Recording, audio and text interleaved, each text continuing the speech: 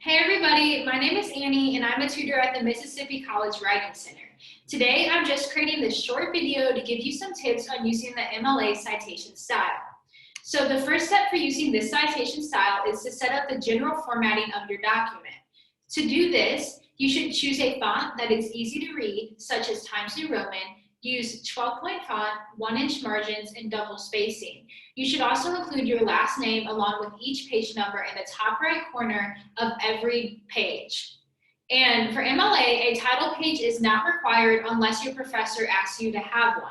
Instead, in the top left corner, you should list your name, the instructor's name, the course, and the date. Underneath all of that information, you should write your title and center that. And underneath your title, you can begin writing the main body of your document. And here's an example of what that would look like. As you can see, the last name and the page number is over here to the right.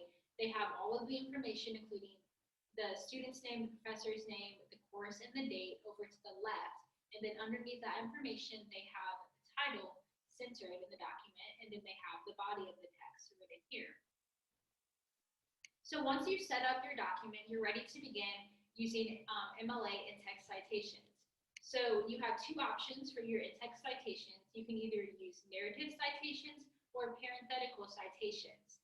Both narrative and parenthetical citations follow the author page style.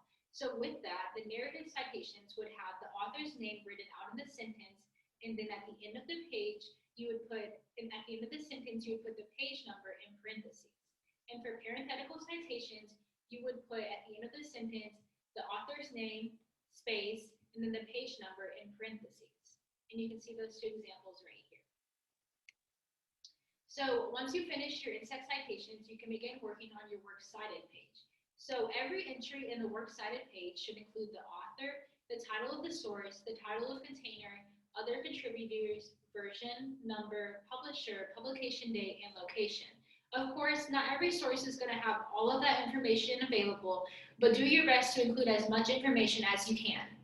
So your Works Cited page should look like this. You should have Works Cited written at the top and centered on a new page of the document. And underneath the Works Cited title, you should have all of your reference entries for all the sources that you included in your document, with all of those sources including as much information that was listed in the previous slide.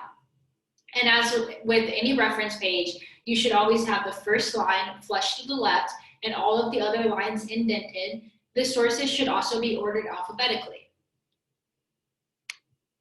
So those were some basic tips on using the MLA citation style. If you would like to learn more about MLA, I recommend checking out both of these sources. The Purdue Online Writing Lab has a lot of tips on using MLA, and then the Mississippi College Library citation guides made by the Leland Speed Library are also very useful. So I recommend checking out either of these links. Thank you guys for watching.